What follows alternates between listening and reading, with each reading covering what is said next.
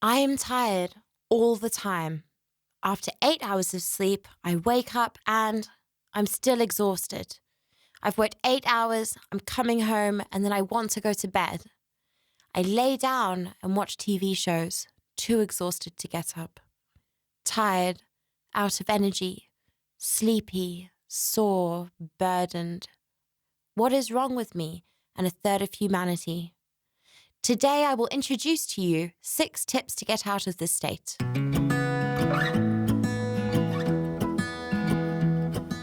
Hi, my name is Sophie, and you are watching Psychology Unleashed, a YouTube channel established to exploring psychology, life hacks, and book reviews to inspire you.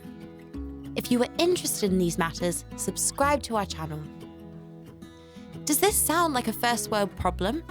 Do you have a home, a computer, savings, a phone, and an office job which doesn't take too much effort? Yet you complain that you're still tired? It feels like your batteries are out of juice and your body is in power-saving mode.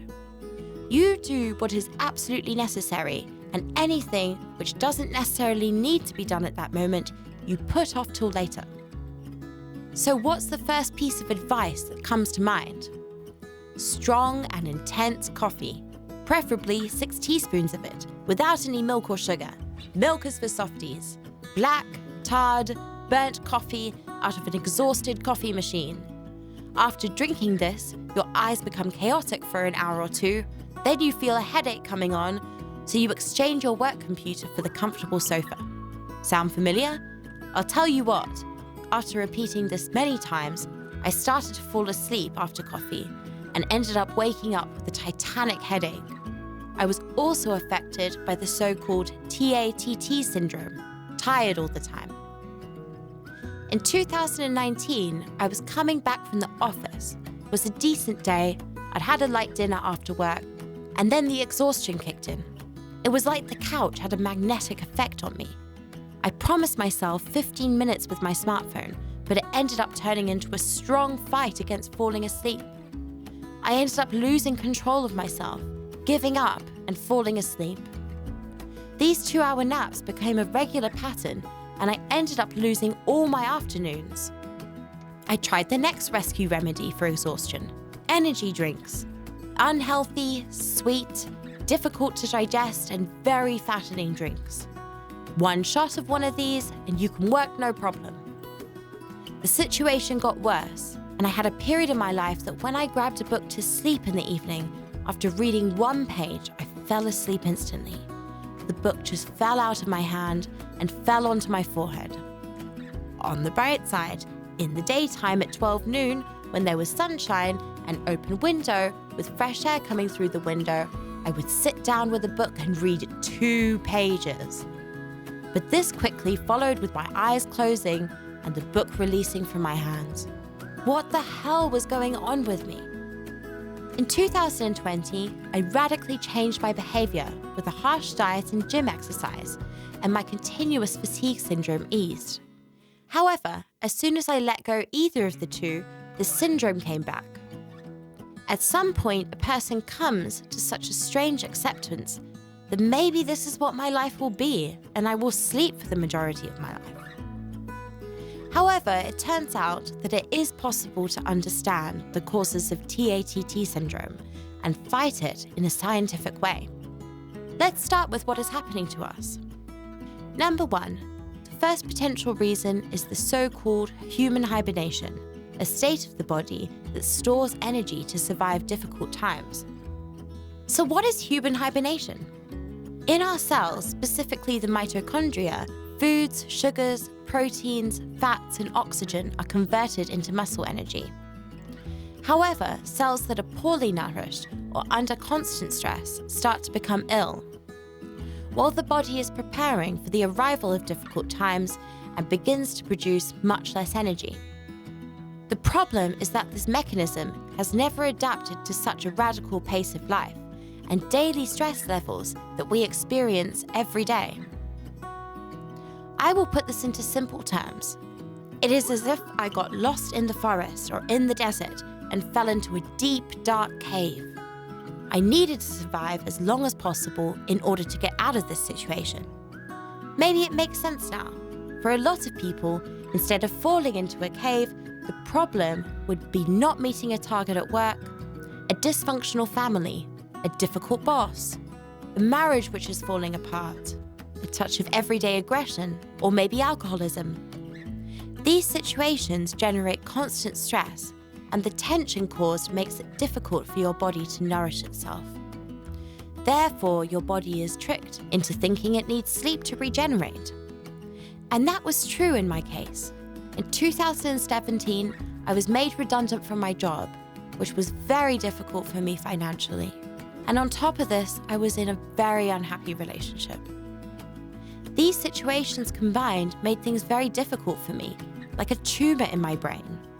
I still feel the stress from these situations, which happen to me, and they affect all my present and future decisions. It transformed into a state which my body just simply refused to obey. Number 2, the second reason may be that our brain is misinformed and that it is not hungry when it really needs nutrition. This has to do with the fact that if we feel tired, our metabolism changes. Specifically, our leptin hormone increases. This hormone is naturally formed in the fat tissue to let you know that your body is not hungry and has energy reserves. The excess of this hormone manifests itself in the reduction of the appetite, and this can ultimately lead to chronic weakness. Again, this can lead to an increase in the leptin levels over and over again. The body is exhausted and produces leptin, which lets the brain know that the body has energy reserves and is not hungry, which leads to further exhaustion. In my case, it was definitely not the leptin. I could eat decently, and when I started to lose weight, it was only that the energy level increased. But let's not take my example as evidence. The clinical observations are consistent. Short-term starvation and the weight loss caused by it causes a stunted energy flow. The energy is actually stored instead. The third reason for chronic fatigue is inflammation. Chronically tired people are characterized by an increased presence of cytokines, substances that are present in the body during inflammation. This is our defense mechanism against inflammation. On one hand, it fights infections, and on the other hand, it provides information to the rest of the body and tells it to save energy. This is because in this case, we have a long fight against inflammation. This is perfectly visible during the first stages of influenza, when the symptoms in the throat or nose are not fully present, but our whole body hurts, like it hasn't been to the gym in 10 years. Number 4, the fourth reason is constant sleep deprivation. Now, I'm not talking about limited hours of sleep. It is quite obvious when you haven't slept well one night. When we sleep less than 7 hours a night, we can start to feel significant fatigue. Ideally, 8 hours a night of sleep is best for every person. However, there is something less obvious. When we have a stimulated mind which is not rested properly, which affects our senses, mainly eyesight. It takes longer to fall asleep when these factors are present. These factors include irregular bedtime and the presence of artificial light from your smartphone and activity on your computer. These two factors cause confusion in the mind and don't let itself know when it starts producing hormones in order to relax, specifically melatonin. Even if we watch a YouTube video to help us fall asleep for 8 hours, the mind still needs to calm down. There are many hormones, but melatonin specifically among others. Unfortunately, our mind at this level works in a very primitive way. Lack of light and sensory activity, for example, sight and touch involved using a smartphone, and our mind primitively knows that when there is light present and no light present. So, could something be done about it? Some answers are less obvious, others more obvious. Let's start with the less obvious ones. Legal medication. There are many examples such as antidepressants, sleeping pills, and anti-inflammatory drugs such as anakinra. There are also herbal remedies such as adaptogens. There are side effects from these due to the chemicals which produce them. Many of these are chemicals that can help in one person but can harm another. and is significantly dependent on not only your biology but your mental state.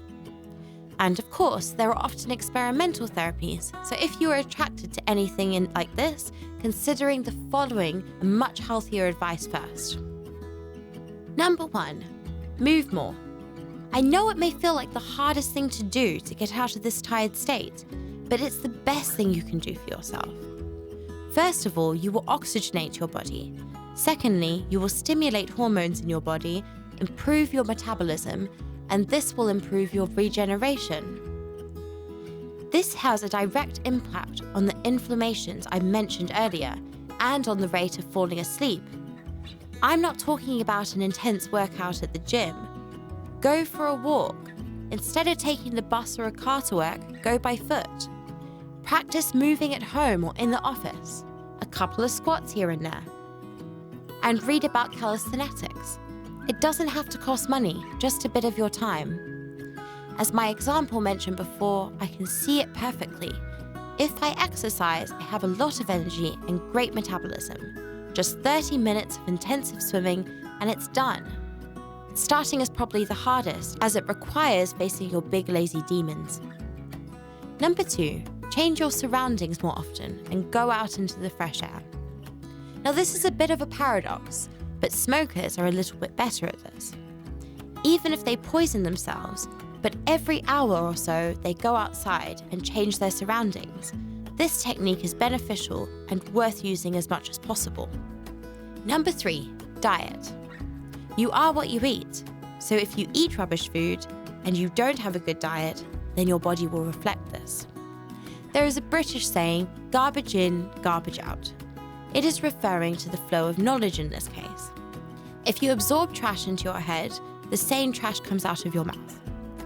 The same principle applies to diet, especially a diet which is rich in simple sugars.